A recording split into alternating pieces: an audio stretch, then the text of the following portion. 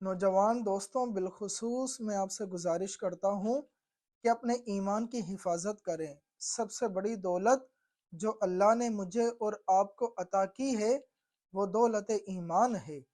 ایمان کی حفاظت کیسے ہوگی؟ قرآن مجید نے ہمیں اس کا خوبصورت راستہ عطا کیا ہے۔ بسم اللہ الرحمن الرحیم۔ یا ایہا الذین آمنوا اتقوا اللہ وکونوا مع الصادقین۔ اے ایمان والوں، اللہ سے ڈرتے رہو اور سچوں کی صحبت اختیار کرو، صالحین کی صحبت اختیار کرو۔ اللہ سے ڈرنا اس مفہوم میں ہے کہ بندہ یہ سوچے کہ مجھ سے ایسا کام نہ ہو جائے کہ جس کی وجہ سے میرا اللہ مجھ سے ناراض ہو جائے، میرا مالک مجھ سے روٹھ نہ جائے۔ اس کے بعد فرمایا سچوں کی صحبت اختیار کرو، صالحین کی صحبت اختیار کرو۔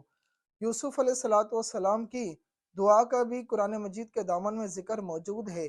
وَأَلْحِقْنِي بِالصَّالِحِينَ۔ اے اللہ مجھے صالحین کے ساتھ ملحق فرما دے، ان کے ساتھ مجھے جوڑ دے۔ تو اولیاء اللہ کی صحبت، نیک لوگوں کی صحبت، اہل اللہ کی صحبت، تو یہ ایمان کی حفاظت کا سب سے بہترین ذریعہ ہے۔ تو اسی لیے دور موجود کے اندر یہ برستے ہوئے فتنے، سوشل میڈیا کے ذریعے کے ساتھ یا بدعقیدگی کا یہ پر فتن ماحول اور جو کچھ بھی حالات اس دور کے اندر چل رہے ہیں، یہ کسی نگاہ سے مخفی نہیں ہے۔ سب سے مشکل کام اس دور کے اندر وہ ایمان کی حفاظت ہے۔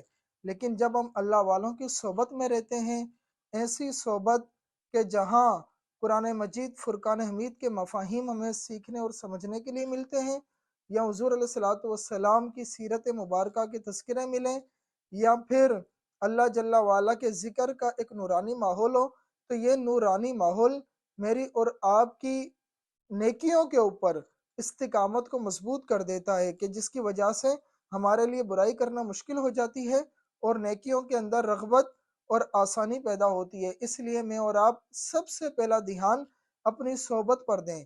صحبت صالح ترا صالح کند۔ نیک کی دوستی تجھے نیک بنائے گی۔ صحبت طالح ترا طالح کند۔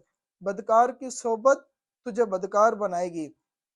امام غزالی رحمۃ اللہ تعالی علیہ آپ فرماتے ہیں کہ برا دوست شیطان سے بھی زیادہ برا ہے۔ شیطان تو صرف وسوسہ ڈالتا ہے، لیکن برا دوست ہاتھ پکڑ کے برائی کی طرف لے جاتا ہے۔